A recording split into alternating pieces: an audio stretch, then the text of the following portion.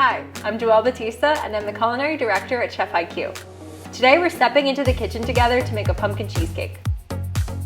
This cool and creamy dessert is perfect to enjoy any time of year, but because it truly captures the essence of fall, would be a great addition to any Thanksgiving dessert spread. To make the crust, I combine ginger snap crumbs with melted butter. The extra spices in the ginger snaps really complement the pumpkin filling and add a whole other layer of flavor. To really pack in the crumbs and prevent crumbling when we cut the crust later, I use a measuring cup with a straight edge. It'll make sure that the corners are not too thick and that the middle is evenly packed.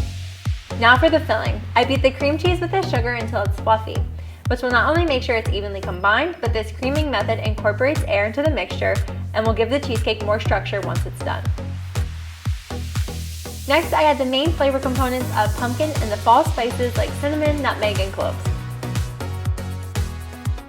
The pumpkin and its high water content actually makes this cheesecake even softer and more velvety.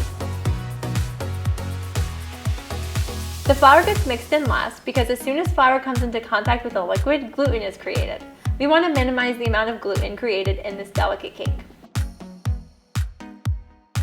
Pour the filling into the prepared crust and smooth it with a spatula. By making it flat on top, you'll avoid any chance of the foil touching the top of the cheesecake and messing up your naturally gorgeous presentation.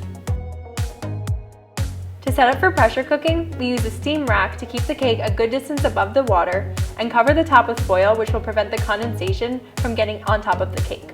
The hot water bath used to cook this cheesecake is the perfect environment to maintain the soft texture of the cake. When using an oven, most recipes actually call for a pan of water under a cheesecake to create the same effect, which is why the Smart Cooker is the perfect tool to create flawless cheesecakes any time of year.